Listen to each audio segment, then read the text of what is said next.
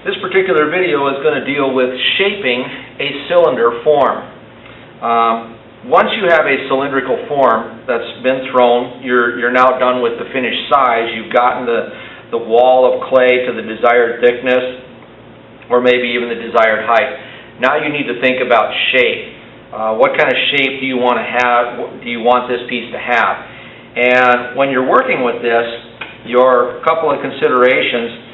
You want to be working kind of at a slow to medium speed. You want to be able to control that. Depending upon what you want to do, and I'm going to go through a few different things here. If I wanted to collar this, okay, I'm going to use 6 points of contact. I'm going to have my fingers nice and wet, and 6 points of contact. It's going to be 1, 2, 3, and on the opposite hand, 4, 5, 6. Those 6 points of contact are with lubrication. I'm going to find that point of contact. My arms are braced. My forearms are braced on my thighs, so I'm anchored. You can see that just by 6 points of contact with a little bit of lubrication, I've already pushed that in and I've already altered the shape. Now, I can do that just simply at one point, okay, and alter the shape so you can see now what that looks like. But what if I wanted the whole thing now to be narrower? I would take that point of contact and now slowly and evenly I'm going to move my hands upward.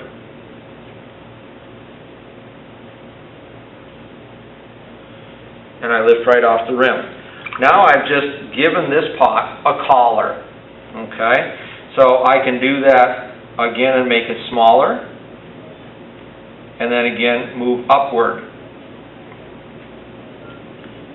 6 points of contact, lubrication, move slowly, okay, and I notice here that just with compression, my rim is getting a little bit off, so I'm going to make a C, and we talked about while pulling the cylinder, and I'm going to go ahead and compress that rim a little bit, tighten that up. So now I've done a little bit of collaring. Well, maybe I want to do some more collaring and then flare that back out. So let's think about that. One more collar.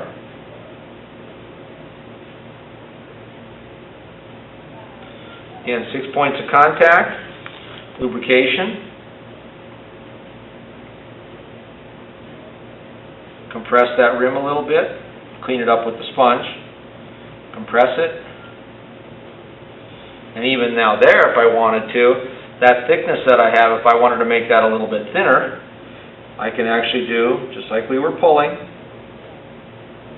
I can get in my pulling position, okay, and I just used one finger in and one finger out, and I pulled that ever so slightly upward. Now, a really important component about this process is to make sure that if you're collaring, you're making that opening smaller, you do not have excess water inside the pot. If you were to do that, you would have to have some way of reaching that water, whether it's just a simple sponge like this, if you can reach down inside, or if you happen to have a sponge on a stick, which is not a bad idea. Let me grab one.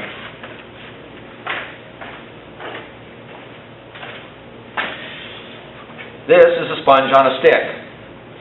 I would get that wet so it's soft and pliable. And I would reach down inside. Let's just, for sake of argument, let's put some water inside. Now I'm going to take my sponge on the stick, holding that securely. I'm going to reach that sponge on a stick down inside, squeeze out that water. I'm going to do it one more time.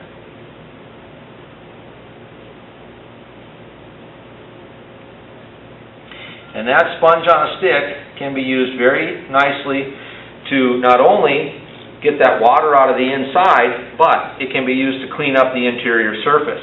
It can also be used for a little bit of shaping if you wanted to add some additional shape to the lower portion of your pot. And I can do that. I'm going to reach that sponge inside, and I'm going to slowly push outward. And you can see that I'm giving that pot just a slight bulge, or a belly, I like to call it. Once I've reached that point, I'm going to relax the pressure that I'm putting on with my sponge, and I'm going to remove that sponge. And now you can see that I've given that a nice curvature down there at the bottom, instead of a straight up wall that has an abrupt change into the neck, and then the top of the neck is slightly flared outward. So that, I think, is a good shape to a pot. So you have seen in this demonstration how to collar with 6 points of contact, pushing in a little bit at a time and moving upward, making multiple passes to get that opening a smaller size, the size that you would like. And I've used a sponge on a stick to mop up the water, but also to apply some shape to the lower portion of the pot to give it a nice curvature. What I'd also like to do, so I'm going to incorporate at this point my wood modeling tool, and I would like to trim out a little bit of excess clay down here at the bottom, holding the tool firmly. I'm going to come in here at about 3 o'clock on my wheel, and with the tip of the wood modeling tool touching against the back, I'm going to ever so slightly push inward at the bottom of my pot, and that trims away the excess clay that I don't necessarily want at the bottom. But it's also clay that is wet and soft, and oftentimes that's clay that's just going to be very fragile as it relates to your pot in its entirety. So by doing so, I'm now giving my pot a more finished appearance. So that is how to give some shape to a cylindrical form, both collaring and giving it a little bit of a belly. Now we have a nice finished pot.